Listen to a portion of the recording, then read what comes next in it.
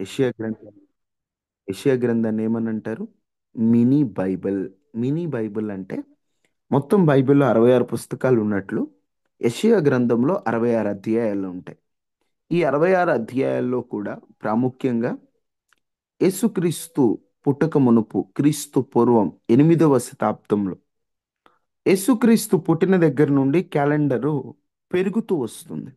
కానీ యేసుక్రీస్తు ప్రభు పుట్టక మునుపు అంటే క్రీస్తు పూర్వం క్యాలెండర్ అనేటువంటిది తగ్గుతూ వస్తుంది. ఇప్పుడు 2024 ఉందనుకోండి. తర్వాత మనకి 2025 వస్తది.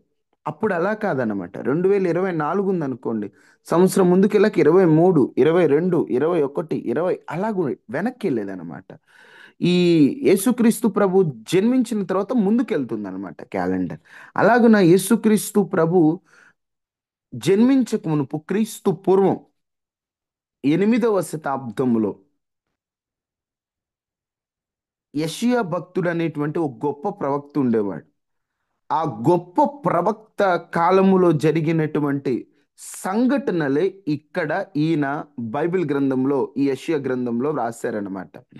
ప్రాముఖ్యంగా 1 నుండి 39 అధ్యాయాల్లో 2 రాజ్యాలుగా ఇజ్రాయేలు ప్రజలు విడిపోయారని మీకు ఎన్నోసార్లు చెప్తూ ఉంటాను. దక్షిణ రాజ్యం అంటే యూదా రాజ్యానికి శత్రువు అష్షూరు.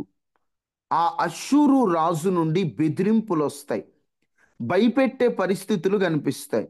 అయితే దీన్ని శత్రు బలము అష్షూరు రాజు కావాలని మనల్ని నాశనం చేస్తున్నాడని చెప్పకుండా అష్షూరు రాజు ఇబ్బంది పెడుతుంటే దేవుడు మనలను ఆ రాజుకు అప్పగించడానికి కారణం మనం చేసిన పాప ఫలితాలే, అవిధేయతే. ఇష్టం వచ్చినట్లు మనం ప్రవర్తించడాన్ని బట్టే దేవుడు శత్రువుకు మనల్ని అప్పగించాడు. అందుకని నీతి న్యాయాలు కలిగి ఉండండి, దేవుని మాట వినండి, వినాశను నుండి తప్పించుకోండి.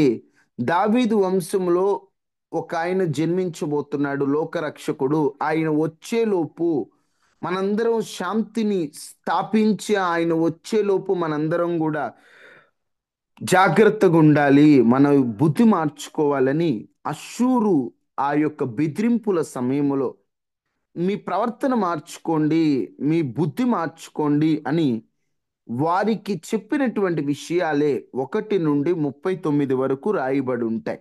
యూదా రాజ్యానికి అష్షూరు నుండి బెదిరింపులు వస్తున్నప్పుడు అష్షూరుకి దేవుడు అప్పగించడానికి కారణం మన పాపమని యెషయా భక్తుడు గ్రహించి వారికి చెప్పిన విషయాలు అక్కడ కనిపిస్తాయి.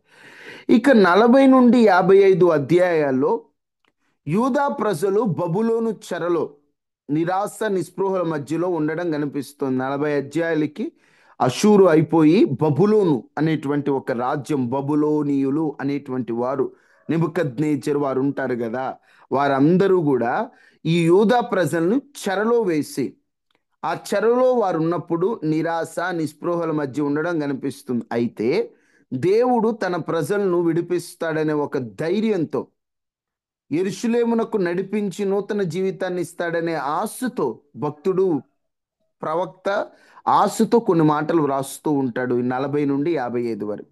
ఇక 56 నుండి 66 వరకు యెరూషలేము తిరిగి చేరుకున్న ప్రజలకు దేవుడు తన వాగ్దానాలు నెరవేరుస్తాడనే నిశ్చయిత, నీతి న్యాయం, విశ్రాంతి దినాలు ఎలా అర్పించాలి, బలులు ఎలా అర్పించాలి, ప్రార్థన, ఈ విషయాలన్నీ కనిపిస్తాయి. అంటే చెర నుండి బయటకు వచ్చాక దేవుడు తన ప్రజల పట్ల ఎట్లా కార్యం చేస్తాడనేటువంటివి దీంట్లో కనిపిస్తాయి. ఇంకా మీకు అర్థమయ్యేటట్లు చెప్పాలంటే 66 అధ్యాయాల్లో 1వ అధ్యాయం నుండి 12వ అధ్యాయం వరకు హెచ్చరికలు, వాగ్దానాలు కనిపిస్తాయి.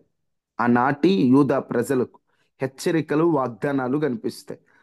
13వ అధ్యాయం నుండి 23వ అధ్యాయం వరకు రాజ్యాల మీదకి వచ్చే శిక్షల గురించి రాయబడి ఉంటాయి యెషయా గ్రంథంలో. ఏ రాజ్యం మీదకి ఎలాంటి శిక్షలు వస్తాయని. 24 నుండి 27 వరకు దేవుడు లోకానికి తీర్చిన తీర్పు, దేవుడు తీర్పు తీర్చేటప్పుడు ఎలాంటి తీర్పులు తీరుస్తాడని రాయబడి ఉంటుంది. 28 నుండి 35 వరకు కొన్ని హెచ్చరికలు, వాగ్దానాలు ఉంటాయి. 36 నుండి 39 వరకు హిజ్కియా, యూదా రాజులు మరియు అష్షూరీయుల గురించి రాయబడి ఉంటుంది. 36 నుండి 39 వరకు. 40 నుండి 55 వరకు వాగ్దానం, నిరీక్షణ తెలిపే సందేశాలు. దేవుడు మమ్మల్ని విడిపిస్తాడు, దేవుడు మమ్మల్ని కాపాడుతాడు, ఒక నిరీక్షణతో కూడిన మాటలు కనిపిస్తాయి. 56 నుండి 66 వరకు హెచ్చరికలు, వాగ్దానాలు కనిపిస్తూ ఉంటాయి.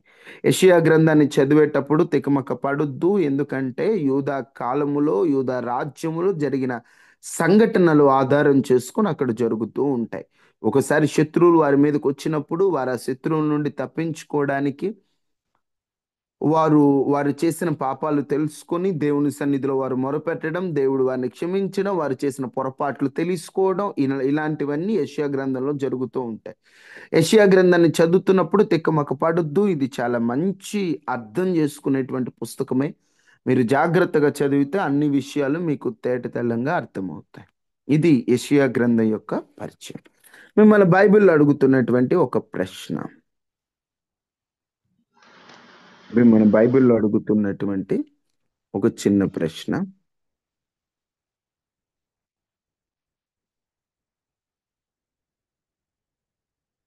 ఆకాను ఏ గోత్రమునకు చెందిన వ్యక్తి? బైబిల్లో ఉన్న ఆకాను లేవి యూదా గోత్రానికి చెందిన వ్యక్తి. Very good. ఆకాను యూదా గోత్రానికి, లేవి గోత్రం. యూదా గోత్రం. ఎందుకంటే చాలా మంచి గోత్రంలో జన్మించిన ఈయన కూడా ఒక సందర్భములో తీసుకోకూడనిది తీసుకొని చేతులారా దీవెన పోగొట్టుకుంటాడండి. చేతులారా దీవెన పోగొట్టుకుంటాడు. సరే, ఇక ఆలస్యం లేకుండా దేవుని వాక్యాన్ని మీతో పంచుకోవాలని ఆశపడుతున్నాను. ఇటువంటి అంశాన్ని ఇంతకు ముందు కూడా బోధించిన జ్ఞాపకం నాకుంది. ఒకసారి చెప్పిన వాక్యము మరొకసారి చెప్పటానికి, మాట్లాడడానికి నాకు మనసు రాదు. కానీ కొన్ని మాత్రం చెప్పింది మరలా చెప్తున్నాం, ఎందుకంటే మర్చిపోతారని. ఎందుకో పరిశుద్ధాత్మ దేవుడు జ్ఞాపకం చేస్తారు, ఈ విషయం చెప్పు అని. అయ్యా ఆల్రెడీ చెప్పానే, లేదు మళ్ళీ చెప్పు.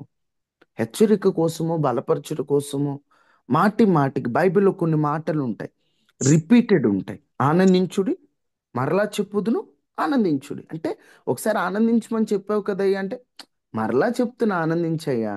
అలాగను కొన్ని రిపీటెడ్ రిపీటెడ్ చెప్పాల్సి వస్తుంది. ఆ వాటిల్లో ఈ పూట వర్తమానం కూడా ఒకటి. గడిచిన కొన్ని రోజుల నుండి నిరీక్షణ కలిగి ఉండండి, ఎదురు చూడండి, ఎదురు చూడండి, కనిపెట్టండి. నిన్నటి రోజున దేవుని కొరకు కనిపెట్టుకున్న వారిలో ఎవరును సిగ్గుపడరని చెప్తారు కదా. కానీ కొంతమంది కొన్ని పరిస్థితుల్లో సిగ్గుపడడానికి కారణం ఏంటో నిన్న చెప్పాను. ఈ పూట దేవుడు ఎదురు చూడు, ఎదురు చూడు, ఎదురు చూడు, నిరీక్షణ కలిగుండు అంటారు. ఎందుకు ఇంత లేట్ చేస్తాడు దేవుడు? వెంటనే ఇచ్చేయచ్చు కదా. దేవుని కార్యాలు ఎందుకు ఆలస్యం అవుతాయి? దేవుడు అన్నీ వెంటనే ఇచ్చేయచ్చు కదా అనే ఒక డౌట్ మనకు ఉంటది. దేవుడు ఎందుకు లేట్ చేస్తాడు అని. ఒక మాట గుర్తుపెట్టుకోండి, దేవుని కార్యాలు ఎప్పుడు కూడా ఆలస్యమని కాదు, తొందరని కాదు, తగిన సమయంలో దేవుడిస్తాడు. అది కార్యానుకూలమైన సమయం. ఆ కార్యానికి అది అనుకూలమైన సమయం. మనం ప్రభువుని తొందరగా ఇచ్చే, లేటుగా ఇచ్చేది కాదు, ఎప్పుడు ఏది అవసరమో అది ఇచ్చే అని ప్రార్థన చేయాలి. ఆ దేవుడు అవసరమైన టైం వచ్చేంత వరకు మనకి అలా లేట్ చేస్తాడు. కాబట్టి అంటే అది లేట్ అని కూడా అనలేం. ఆ టైం రాలేదు, ఆ టైం వచ్చేంత వరకు కనిపెట్టాలి. ఆ కనిపెట్టే టైంలో కనిపెట్టే మనసునే నిరీక్షణ అన్నాం. అంతే. అక్కడ ఈ రోజున మనిషి ఎలా అయిపోయాడంటే అన్ని వెంటనే అయిపోవాలి, ఏదనుకుంటే అది జరిగిపోవాలి, వెంటనే అయిపోవాలి. మనం అంతం కూడా టెక్నాలజీ పెరిగిపోతుంది కదా. ఇప్పుడు అనుకుంటే వెంటనే వచ్చేయాలి. ఒకప్పుడు ఎలా అంటే ఆ, ఒక రాత్రి పిండి నానబెడితే ఆ పిండి ఒక రాత్రి పెడితే తర్వాత రోజుకి టిఫిన్ వేసుకొని తర్వాత రోజున తినే రోజులు. అంటే ఒక రోజు నుండి తర్వాత రోజు వరకు కూడా ఎదురు చూచే రోజులు. కానీ ఇప్పుడు అంతే. ఏ టెక్నాలజీ అంటే అంతే తొందరగా, అంత వెంటనే రెడీమేడ్గా అయిపోవాలి. రెడీమేడ్ రెడీమేడ్ రెడీమేడ్, మాకు ఇప్పుడే కావాలి అన్నీ అని చెప్పి నూడిల్స్ కాలం ఇది. వెంటనే మనం అనుకుంది వెంటనే వచ్చేయాలి, మనం అనుకుంది వెంటనే జరిగిపోవాలి. ఏది అనుకుంటే అది ఇప్పుడు కోరుకున్నానో వచ్చేయాలి.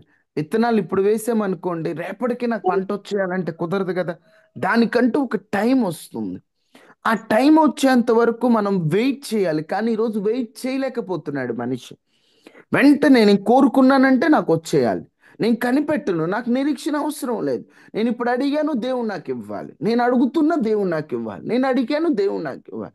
రికమెండ్ చేస్తుంటారు, దేవుణ్ణి డిమాండ్ చేస్తుంటారు కొంతమంది, మాకు ఇది ఇచ్చేయి, మాకు అది ఇచ్చేయి అని. నేను అంటాను, దేవుడు కొన్ని మనకి ఇచ్చే అంతవరకు మనం వెయిట్ చేయాలి. వెయిట్ చేయకుండా దేవా నాకు ఇచ్చే అనడం సరికాదు. మనకు ఎప్పుడు ఏది అవసరమో మనకంటే దేవునికి బాగా తెలుసు. మనం మనకి ఇది మంచిది అనుకుంటాం, దేవుడు దానికంటే ఇంకొకటి మంచిది అనుకుంటారు. అందుకని దయచేసి అయ్యా నాకు ఇది ఆలస్యం చేస్తున్నావు అనొద్దు. నాకు అవసరమైనది అవసరమైన టైంలో ఇవయ్యా. ఇప్పుడు మీ పిల్లోడికి 5 సంవత్సరాలు, మీ దగ్గర బాగా వస్తుంది. మీ పిల్లోడు వచ్చి నాకు బైక్ కావాలి, బుల్లెట్ బైక్ కావాలి, నాకు మంచి RX 100 బైక్ కావాలి, నాకు మంచి పల్సర్ బైక్ కావాలంటే మీరు కొనిస్తారా పిల్లోడికి? నా ప్రశ్న అర్థమైందా? మీకు మీ పిల్లోడికి 5 సంవత్సరాలు, వాడు ఎవరండి? బాగా ఫోన్ చూసి నాకు బైక్ కావాలి, నాకు బైక్ కావాలి, నాకు బైక్ కొనిస్తావా లేదా అని విసిగిస్తున్నాడు. కొనిస్తారా లేదా? లేదండి. అవును బ్రదర్. డబ్బులు లేవా? ఇప్పుడు పిల్లోడికి కొనియనంత మాత్రాన మీ దగ్గర డబ్బు లేదు అందామా? వయసుకి లేదు ఇప్పుడు బ్రదర్. కొనియట్లేదన్నంత మాత్రాన మీ దగ్గర ప్రేమ లేదు అందామా? ఉంటుంది ప్రేమ. ప్రేమ ఉందా లేదా? ఉందండి ప్రేమ, తగిన సమయం రాలేదు కాబట్టి. చూచ్చు కదా, ప్రేమ ఉంది, కానీ సమయం అది కాదంతే. అర్థమవుతుందా మన మాటలు? దేవుడు కొన్ని కొన్ని మనకి ఇవ్వను అందుకేనండి.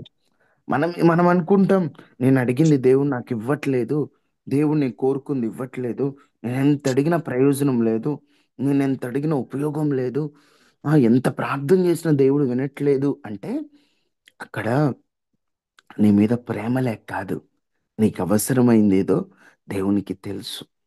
అప్పటి వరకు ఆగు, ఆ సమయం వచ్చేంత వరకు ఆగు. ఏ సమయం అయ్యా?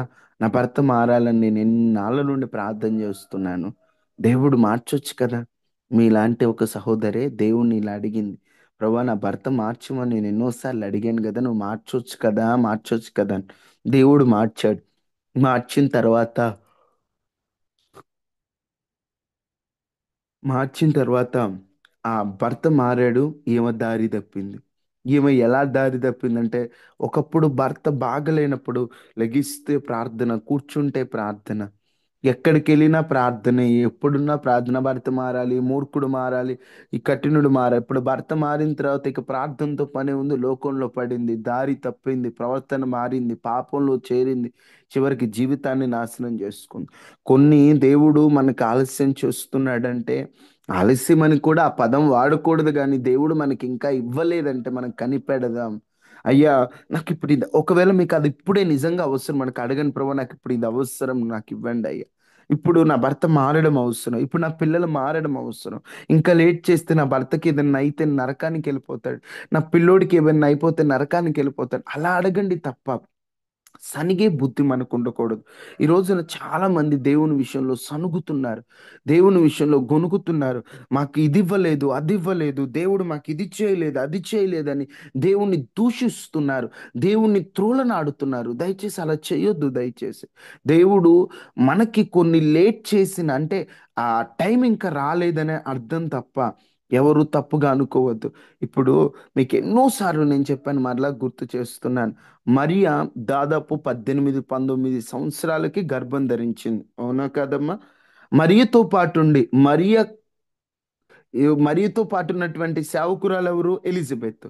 ఎలిజబెత్ ఏ వయసులో గర్భం ధరించింది? దాదాపు 70 80 సంవత్సరాలు గర్భం ధరించింది. ఇప్పుడు మ్, ఎలిజబెత్ కంటి ముందే పుట్టింది మరియా. ఒక మాటలో చెప్పాలంటే ఎలిజబెత్ మరీని ఎత్తుకొని తిరిగి ఉంటది. ఎత్తుకొని తిరిగిన అమ్మాయి ఏమో గర్భం ధరించింది. ఎత్తుకొని తిరిగిన అమ్మాయి గర్భం ధరించింది, ఆమెతో పాటు ఎలిజబెత్ కూడా గర్భం ధరించింది. ఇప్పుడు మరియ జీవితంలో దేవుడు తొందరగా కార్యం చేశాడు, ఎలిజబెత్కు దేవుడు ఆలస్యం చేశాడు అందామా? ఒకవేళ ఆ మాటే అంటే ఎలిజబెత్ జీవితంలో దేవుడు తొందరగా కార్యం చేసి 18 ఏళ్ళకే గర్భఫలాన్ని ఇచ్చాడంటే, ఆ గర్భఫలం ఎలిజబెత్ పొందుకుందంటే, యేసుక్రీస్తు ప్రభువు పుట్టే టైంకి యోహాన్ ఏమయ్యేవాడు? ముసలోడు అయ్యేవాడు. ఆ ముసలోడైతే యేసుకు బాప్తీసం ఇచ్చేదెవరు? యేసయ్య మార్గానికి త్రోవ సిద్ధపరిచేదెవరు? యేసయ్య వస్తున్నాడని లోకానికి ప్రకటించేదెవరు? అరణ్యములో కేకవే ఒక శబ్దం అన్నారే యోహాను ఉద్దేశించి. ఒకవేళ యోహానే ముందు జన్మించుంటే ఆ కేక ఎవరిదయ్యేది? అంటే ఎలిజబెత్ జీవితంలో దేవుడు ఒక బిడ్డనివ్వడానికి కూడా ఒక ప్రణాళిక ఉంది. తగిన సమయం 80, మరియకి తగిన సమయం 18. అంటే ఒక మాటలో చెప్పాలంటే దేవుడు ఆమెకు తొందరగా చేశాడు, ఈమెకు లేట్ చేశాడని కాదు. అనుకూలమైన సమయంలో దేవుడు కార్యం చేశాడు. అవసరమైన సమయంలో దేవుడు కార్యం చేశాడు. ఈరోజు కొంతమంది జీవితంలో దేవుడు వెంటనే అడిగిన ఇచ్చేస్తున్నాడు. వాళ్ళు చూడు 25 ఏళ్ళకి జాబులు వచ్చేసాయి, వాళ్ళకు చూడు 30 ఏళ్ళకి అన్నీ వచ్చేసాయి, వాళ్ళకు చూడు. వాళ్ళ వైపు చూడొద్దు. వాళ్ళకి దేవుడు తొందరగా చేశాడు, నీకు లేట్ చేస్తున్నాడని కాదు. నీకు ఇచ్చే సమయం ఇంకా రాలా. నీకు ఇచ్చే దాని కొరకు కనిపెట్టు. కానీ ఇతరులతో పోల్చుకుంటూ, ఇతరులతో నీవు వాళ్ళు చూడు వీళ్ళు చూడు అనుకుంటూ నువ్వు కృంగిపోవద్దు. దయచేసి పోలిక చాలా ప్రమాదం అండి. పోలిక ప్రమాదం. ఇప్పుడు అవ్వకి దేవుడు చెప్పాడు పండు తినొద్దు అని. కానీ పండు తినడానికి తాపత్రయపడ్డానికి ముఖ్య కారణం సర్పముతో మాట్లాడిన మాటలే కదా. ఆ మాటలో ఏంటి? నువ్వు దేవదూతల్లా ఉంటావు అంటే పోలిక, నువ్వు వాళ్ళల్లా ఉంటావు అంటే మనసు ఏంటి? నువ్వు ఇట్లా మారుతావు అంటే ఆ పోలికను బట్టే కదా పాపం ఆమెలో ప్రవేశించి. నా భాష అర్థమవుతుందా తల్లి? పోలికలు బట్టే కదా ఈరోజు నీ జీవితంలో కూడా వాళ్ళు చూడు వీళ్ళు చూడు వాళ్ళకి దేవుడు జాబులు ఇచ్చాడు. వద్దు. నీకు ఇచ్చే దాని కొరకు నువ్వు కనిపెట్టు తప్ప, నువ్వు పొందుకునే దాని కొరకు నువ్వు కనిపెట్టు తప్ప, నీకు దేవుడు ఇవ్వాలనుకున్న దాని కొరకు నిరీక్షణతో ఉండి కనిపెట్టు తప్ప, వాళ్ళకి ఇది చేయలేదు వీళ్ళకి ఇది చేయలేదు వాళ్ళకి అది వద్దు. నీకు అనవసరం. వాళ్ళన్నీ కొనుక్కొని వాళ్ళు పై నుండి కింద బంగారం దిగేసుకుని నీకు అనవసరం. నీకెందుకు? నువ్వు దేవుని వైపు చూడు. నీకు కావాల్సింది అడుగు ప్రభువుని. వాళ్ళు వీళ్ళు వీళ్ళు వాళ్ళు వాళ్ళు ఈరోజు బాగున్నారు, రేపు పొద్దున్న వాళ్ళు చెడిపోతారేమో, వాళ్ళు పాడైపోతారేమో, వారికి అన్ని దేవుడు తీసేసుకుంటాడేమో, వాళ్ళ జీవితంలో నష్టం కలుగుద్దేమో చెప్పలేం. నీకు వారితో వీరితో నీకు అనవసరం. దేవుడు నిన్నుగా సృష్టించాడు. దేవుడు నిన్ను కలుగు చేసేటప్పుడు నువ్వు ఫలానా వ్యక్తిలా ఉండు అని చేయలే, నువ్వు నీలా ఉండమని చేశాడు దేవుడు. నువ్వు నీలా ఉంటున్నప్పుడు నీకు ఇంకొకరితో పొంతనేంటి? నీకు ఇంకొకరితో పోలికేంటి? వాళ్ళు వీళ్ళు వైపు చూడొద్దు, ప్రభు వైపు చూడు. ఎందుకు మన జీవితంలో దేవుడు కొన్ని ఎందుకు ఆలస్యం చేస్తాడంటే, ఒక మాటలో చెప్పాలంటే ఆలస్యమని వాడకూడదు, కానీ వాడక తప్పట్లేదు. ఆ ఈ ఆలస్యంలో కూడా అద్భుతాలు బయటకు వస్తాయి. అందుకని యెషయా గ్రంథం 30 అధ్యాయం 18 వచనంలో చక్కటి మాట రాయబడి ఉంది. యెషయా గ్రంథం 30:18. కావున కావున మీ యందు దయ చూపవలనని మీ యందు దయచూపవలనని యెహోవా ఆలస్యము చేయుచున్నాడు. యెహోవా ఆలస్యము చేయుచున్నాడు. మిమ్మును కరుణింపవలనని మిమ్మల్ని కరుణింపవలనని ఆయన నిలవబడి ఉన్నాడు. ఆయన నిలవబడి ఉన్నాడు. యెహోవా న్యాయము యెహోవా న్యాయము తీర్చు దేవుడు. దేవుడు. ఆయన నిమిత్తము ఆయన నిమిత్తము కనిపెట్టుకున్న వారందరూ ధన్యులు. వారందరూ ధన్యులు. మీ యందు దయ చూపవలనని ఆయన ఏం చేస్తున్నాడంట? ఆలస్యం చేస్తున్నాడంట. ఎందుకు? దయ చూపాలని, కరుణించాలని. దేవుడు ఏం చేస్తాడు? మనల్ని కరుణించాలని ఆయన నిలవబడి ఉన్నాడు. యెహోవా న్యాయము తీర్చే దేవుడు. అమ్మా, ఈరోజు నీ ఏ పరిస్థితిలో ఉన్నావు? నిరీక్షణ కోల్పోయే పరిస్థితిలో ఉన్నావా? దేవుని కొరకు ఎదురు చూచుటలో అలిసిపోయి ఉన్నావా? నిన్ను కరుణించాలని దేవుడు నిలవబడి ఉన్నాడమ్మా. ఆయన నిమిత్తం కనిపెట్టుకుంటున్నావు. ఎన్నోసార్లు మీతో చెప్పిన మాట, యెహోవా కొరకు కనిపెట్టువారు ఎప్పటికీ సిగ్గునొందలేదు. కనిపెట్టే మనసు ఉండాలి. నిరీక్షణతో మనం కనిపెట్టాలి. ఆయన నిమిత్తం కనిపెట్టుకున్న వారు ధన్యులు. ఈ లోకంలో ధనమున్నవారు ధన్యులు అనుకుంటారు, అనుకున్నది వెంటనే జరిగితే ధన్యులు అనుకుంటారు, కోరుకున్నవి వెంటనే వస్తుంటే ధన్యులు అనుకుంటారు. కానీ నిజమైన ధన్యత ఏంటో తెలుసా? దేవుని కొరకు కనిపెట్టడమే ధన్యతట.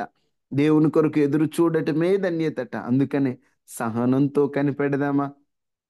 ఆయన కొరకు కనిపెట్టుకుని వారి మీద ఆయన దృష్టి నిలుపుతాడా లేదా? 33 కీర్తన 19 చూడండి ఒక్కసారి. 33:19.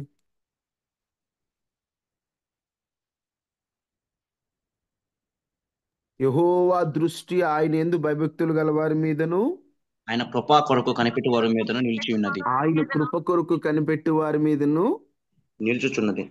నిలిచిచుంది. అమ్మా, దేవుని కొరకు కనిపెడుతూ ఎదురు చూస్తూ, దేవా నువ్వు కార్యం చేసేంత వరకు నీ కోసం నేను కనిపెడతానయ్యా అని ఆయన కృపకు కనిపెడుతూ ఉంటే ఆయన దృష్టి నీ మీద ఉండదా? చెప్పమ్మా. నేను విడిచిపెడతాడా దేవుడు? వదిలిపెడతాడా? అన్యాయంగా మధ్యలో ఆ నీ బతుకని విడిచిపెడతాడా? ఆయన ఏమైనా మనిషి అనుకున్నావా? ఆయన ఎంత గొప్ప కృప కలిగిన దేవుడు అంటే, మనల్ని మధ్యలో చేయి విడిచే దేవుడు కాదండి. మనల్ని వదిలిపెట్టే దేవుడు కాదండి. మన ప్రార్థనలు వినక చెవి మూసుకునేవాడు కాదండి. మన మొరలు వినక ఆయన బయటికి అంటే నాకు అనవసరం అనుకునే వ్యక్తి కాదండి. ఆయన మనల్ని ప్రేమించే దేవుడు. మన కొరకు తన ప్రాణాన్నే ఇచ్చాడండి. ఇంకా ఆయన మనల్ని మధ్యలో విడిచిపెడతాడా చెప్పండి? ఆయన కృప కొరకు కనిపెట్టుకుని వారి మీద ఆయన దృష్టి నిలిపే దేవుడు అండి. అందుకనే భక్తుడు అంటాడు 40వ సంకీర్తన 1వ వచనంలో, నేను సహనంతో కనిపెట్టుకుంటుని, నేను సహనంతో కనిపెట్టుకుంటున్నాను అయ్యా. అయ్యా నేను ఓపిగ్గా కనిపెడుతున్నాను. ఈరోజు నువ్వు కూడా ప్రభుని ఓపిగ్గా కనిపెట్టు. నా దేవుడు నిన్ను విడిచిపెట్టాడు, నా దేవుడు నిన్ను వదిలిపెట్టాడు, నా దేవుడు నీ పట్ల ఆయన నిర్లక్ష్యం చేయడు. ఒకసారి దేవుడు నిర్లక్ష్యం చేసినట్లు మనకు అనిపిస్తుంది, కానీ ఆయన నిర్లక్ష్యం చేసే దేవుడు కాదు. మీకు ఉదాహరణకు చెప్పాలంటే, దేవుడు బాగా ప్రేమించిన కుటుంబం లాజరు కుటుంబం. దేవుడు బాగా ప్రేమించాడు ఆ కుటుంబాన్ని. ఎంత ప్రేమించాడంటే స్పష్టంగా రాయబడింది, దేవుడు ప్రేమించిన కుటుంబం. లాజర్ అంటే ప్రేమే, మరి అంటే ప్రేమే, మార్త అంటే ప్రేమే. లాజర్ చనిపోయాక ఎప్పటికొచ్చాడు దేవుడు? ఎన్ని రోజులకు వచ్చాడు? 3 రోజుల తర్వాత. 4 దినాలు. 4 రోజులు. 4 రోజులు రానప్పుడు ఏమనిపించుంటది? ఏమనిపించండి? దేవుడి ప్రేమ లేదు కదా. దేవుడు ఇన్ని డేస్, అమ్మా ఇప్పుడు మీరు సమస్యల్లో ఉన్నారు, మీరు బాగా ఇబ్బందుల్లో ఉన్నారు, ఎవరో ఒకళ్ళు వచ్చి సాయపడాలి అనుకుంటారు. సరే, ఎవరో ఒకళ్ళు తీసి పక్కన పెట్టండి.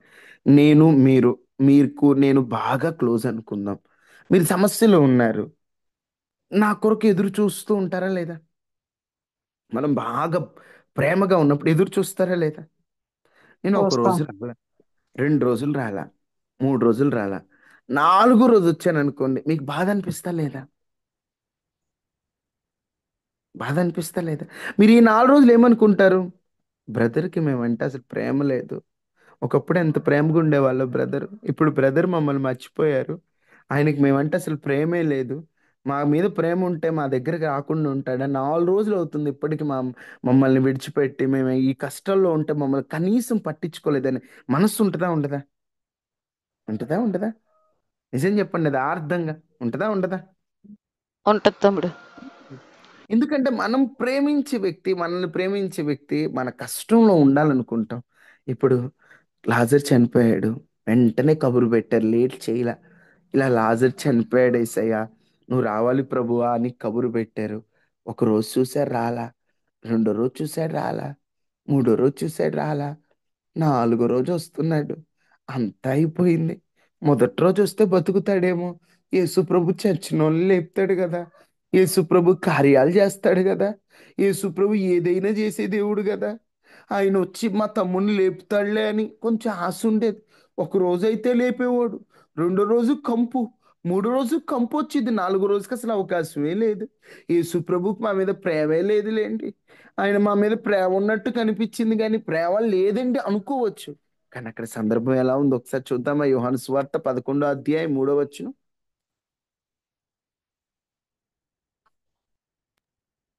అతని అక్క చెల్లెండ్రు, ప్రభువా, ప్రభువా ఇదిగో ప్రేమించిన వాడు రోగి ఉన్నాడని నువ్వు ప్రేమించిన వాడు రోగి అయి ఉన్నాడని నీ యొద్దకు వర్తమానము పంపిరి. ఆయన యుద్ధకు వర్తమానం చనిపోక ముందే చెప్పారు. వీళ్ళు చచ్చిపోయాక కూడా కాదండి, చనిపోకముందే అయ్యా నువ్వు ప్రేమించే వ్యక్తి రోగి అయి ఉన్నాడయ్యా అంటే యేసు ప్రభు అనుకున్నాడు ఇది మరణం కొరకు వచ్చింది కాదు దేవుని కుమారుడు మహింపరచున్నట్లు వచ్చిందని ఆయనకు తెలుసు. కానీ వాళ్ళకి తెలియదు కదా. వాళ్ళు ఏమనుకుంటారు, చెప్పారు ఇలాగ. అప్పుడు యేసు మార్తను ఆమె సహోదరిని లాజరును ప్రేమించెను.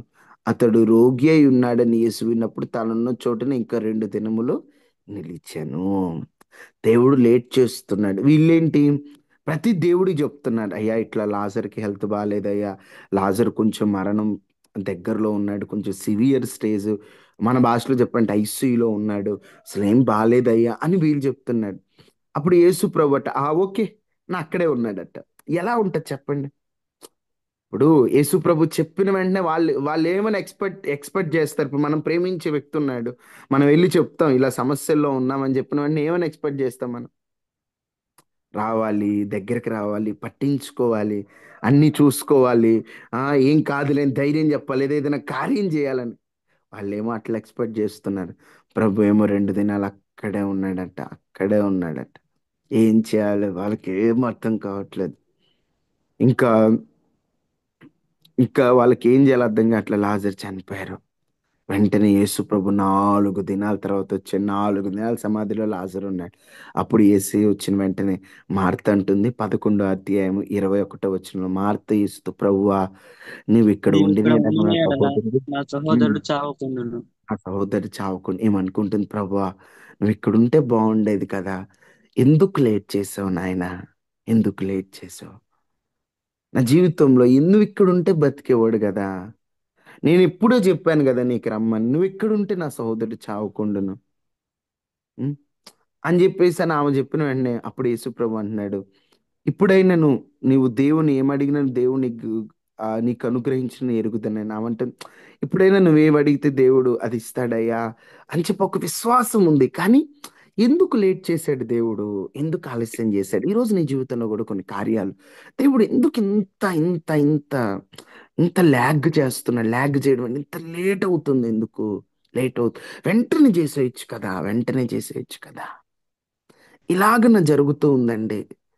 యేసుక్రీస్తు ప్రభు అప్పటికి లాజర్ని లేపల, మరియా మార్త ఏడుస్తున్నారు. మరియా మార్త ఏడుస్తుంటే యేసు కూడా కన్నీళ్లు విడిచాడు. కన్నీళ్లు విడిచిన తర్వాత దేవుడు లాజర్ని పిలిచాడు. లాజర్ బయటకు వచ్చాడు. ఎందుకు ఈ సందర్భం అంతా చెప్తున్నాడంటే, వాస్తవంగా చెప్పాలంటే ఈ యోహాను సువార్త అంతట్లో కూడా యూతులు యేసు ప్రభువుని ఇబ్బంది పెట్టింది రాయబడి ఉంటది ఎక్కువ. మత్తయి, మార్కు, లూకాలో పరిసయ్యులు, శాస్త్రులు, సద్దూకయ్యులు వారి గురించి రాయబడి ఉంటది. కానీ యోహాను సువార్తలు ఎక్కువ యూదులు యేసుక్రీస్తుని ఇబ్బంది పెట్టింది ఎక్కువ కనిపిస్తూ ఉంటుంది. ఇప్పుడు లాజరు విషయంలో 4 రోజులు లేట్ చేసి దేవుడు చనిపోయిన లాజర్ని దేవుడు, లాజరా బయటికి రా అంటే చనిపోయిన లాజరు బ్రతికి బయటకు వచ్చాడు. అంతా బాగానే ఉంది. ఎందుకు దేవుడు ఇంత లేట్ చేశాడు? ఇప్పుడు మనిషిని బతికించడం అనేటువంటి దాంట్లో వెంటనే బతికించవచ్చు కదా, ఎందుకు 4 days ల్యాగ్, ఎందుకు అన్ని రోజులు దేవుడు ఎందుకు అంత ఆలస్యం చేశాడంటే, ఇక్కడ ఒక మాట మనం గమనించాలి. యూదులు యేసుక్రీస్తుని చంపచూచి రాళ్ళు రువ్వేటువంటి కాలం అది. ఆ రాళ్ళు రువ్వే సందర్భంలో యూదులు ప్రభువుని నమ్ముకోవడం అసాధ్యం. కానీ యోహాను సువార్త 12 అధ్యాయము 9-10 చదవండి. కాబట్టి యూదులలో సామాన్య జనులు ఆయన ఇక్కడ ఉన్నాడని తెలుసుకొని యేసును చూచుటకు మాత్రమే కాక, మృతులలో చూడండి, నుండి ఆయన లేపిన మృతుల్లో లాజరును కూడా నుండి ఆయన చూడవచ్చు. లేపిన లాజరును కూడా చూడవచ్చిరి. అతన్ని బట్టి యూదులలో అనేకులు చూడండి, ఒక్కసారి ఆ మాట చూడండి, ఎందుకు లేట్ చేశాడు ప్రభు అంటే, అతన్ని బట్టి యూదులలో అనేకులు తమ వారిని విడిచి యేసునందు విశ్వాసం ఉంచిరి గనుక తన తోటి వారేమో, చూడండి ఒక్కసారి అదే 11వ అధ్యాయము, అదే 11వ అధ్యాయము,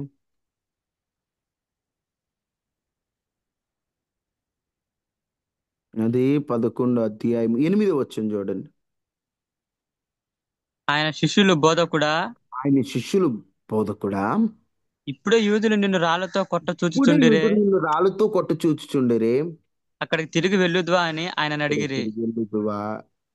రాళ్ళతో కొట్టి చూడాలని కొంతమంది యేసు ప్రభుని రాళ్ళతో కొట్టాలని రాయి చేత పట్టుకొని ఉన్న సందర్భం.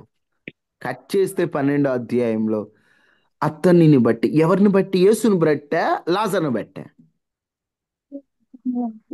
లాజరు. లాజరుని లాజరుని బట్టి బట్టి.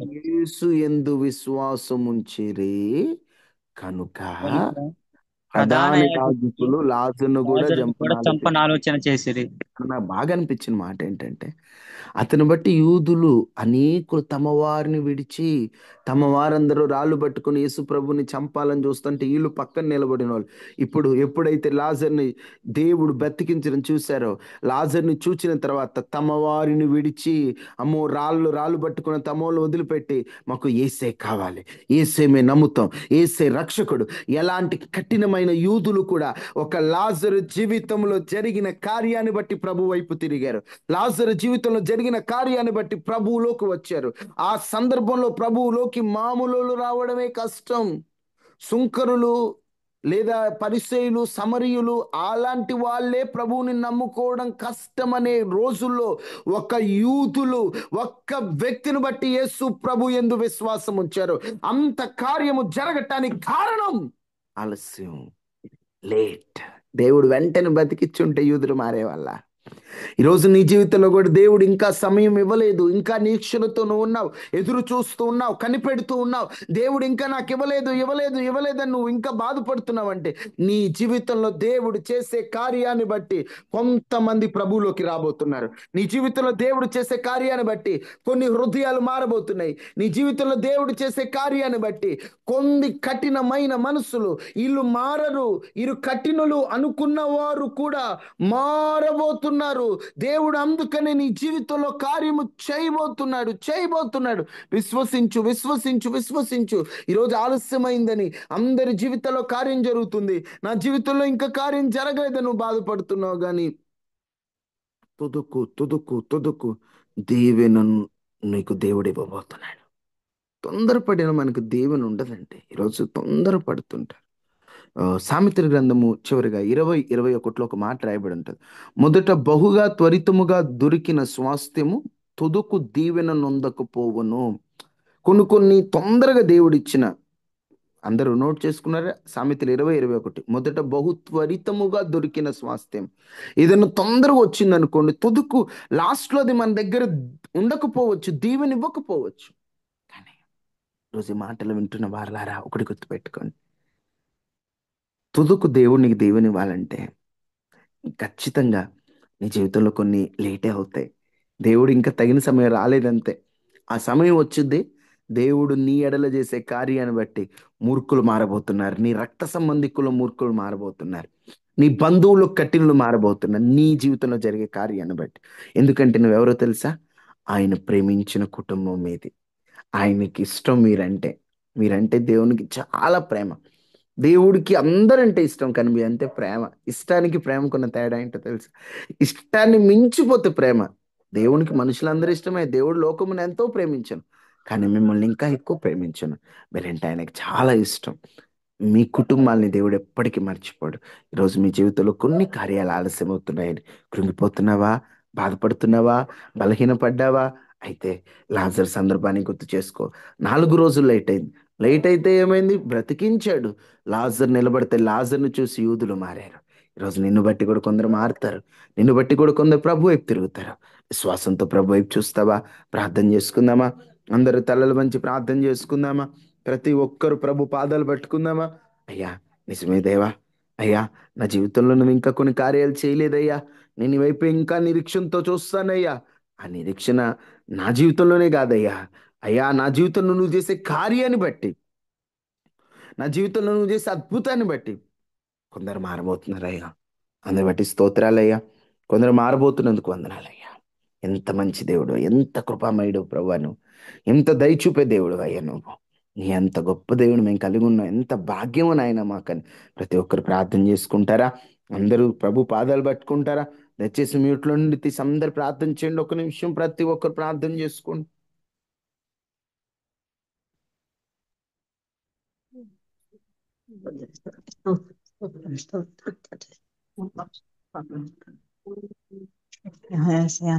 కొన్నిసార్లు నా జీవితంలో కొన్ని నువ్వు ద్వారాలు మూసినందుకు స్తోత్రాలయ్యా. నాకు అప్పుడు అవి తెలియలేదయ్యా, కానీ అయ్యా ఇప్పుడు నాకు అర్థమవుతుంది.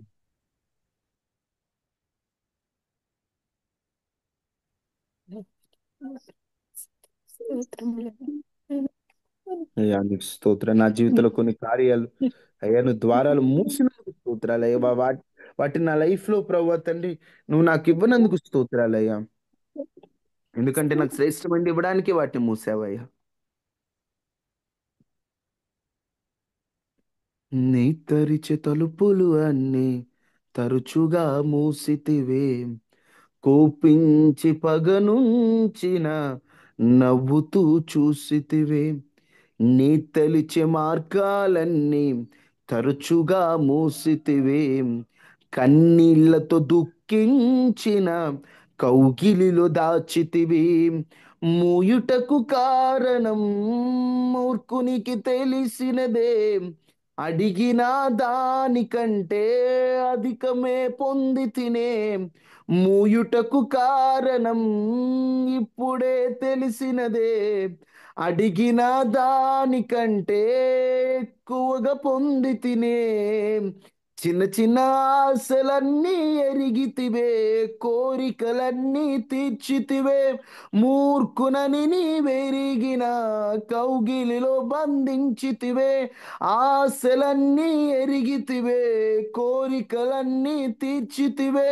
మూఢుడై నేనుండగా ఎత్తుకొని నడిపించితివే. ఆశలన్నీ తీర్చితివే, కోరికలన్నీ తీర్చితివే. మూఢునై నేనుండగా ఎత్తుకొని నడిపించితివే. ఆశలన్నీ ఎరిగితివే, కోరికలన్నీ తీర్చితివే. నిజమే ప్రభు. కొన్నిసార్లు మా జీవితంలో కొన్ని ద్వారాలను మూసినప్పుడు ఎందుకు దేవుడు ఇంత ఆలస్యం చేస్తున్నాడని మేము అనుకున్నాం, ఎందుకు దేవుడు ఇంత లేట్ చేశాడని మేమందరం నిన్ను దూషించాం అయ్యా. మేము బాధపడ్డాం, కానీ అవి మూయడం మా మేలు కొరకే, అవి మూయడం మా మేలు కొరకే. Thank you Jesus, thank you Lord, thank you lord.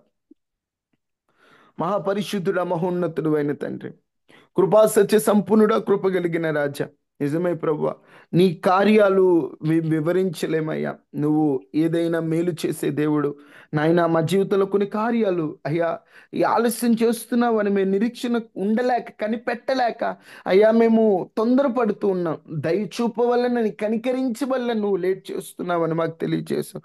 నిరీక్షణ ఏమాత్రం కోల్పోక, నమ్మకం ఏమాత్రం కోల్పోక అయ్యా తండ్రి నీ వైపు చూచినట్లు సహాయం చేయండి ప్రభా. అయ్యా విత్తబడిన వాక్యాన్ని నీరు కట్టి ఫలింప చేయండి అయ్యా. ఎవరెవరే సమస్యలు పాల్గొన్నారో, ఎవరెవరే ఇబ్బందుల్లో పాల్గొన్నారో, ఎవరెవరే కష్టంలో పాల్గొన్నారో వారి కష్టాన్ని తెచ్చండి, వారి కన్నీటిని తొడవండి నాయన. ఈ ఉదయకాల ప్రార్థనలో పాల్గొన్న వారందరి కుటుంబాల్లో మీరు అద్భుతం చేయండి.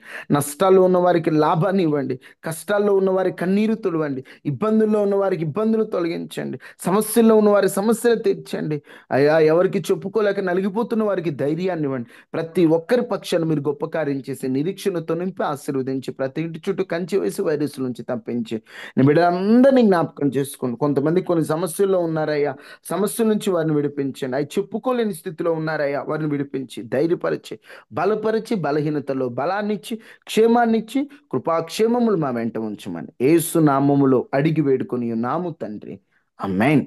తండ్రి అయిన దేవుని ప్రేమ, కుమారుడైన యేసుక్రీస్తు వారి కృప, పరిశుద్ధాత్మ నిండు సహవాసం మనకి మన కుటుంబాలకు ఎల్లప్పుడూ ప్రభు కృప తోడైండును గాక. ఆమేన్. ఆమేన్, ఆమేన్, ఆమేన్. ఆమేన్. అందరికీ ప్రభు వందనాలు అయ్యా. చిత్తమైతే ఈ వారం హాఫ్ నైట్ ప్రేయర్ పెట్టుకుందామమ్మా. వాస్తవంగా నిన్నే పెట్టాలి, కానీ నాకు చిన్న పని ఉన్న కారణంగా పెట్టుకోలేకపోయాము. ఈ వారంలోనే మోస్ట్ శుక్రవారం రోజు సాయంత్రం అనుకుంటున్నాను, మళ్ళీ అనౌన్స్ చేస్తాను. అందరికీ వందనాలమ్మా.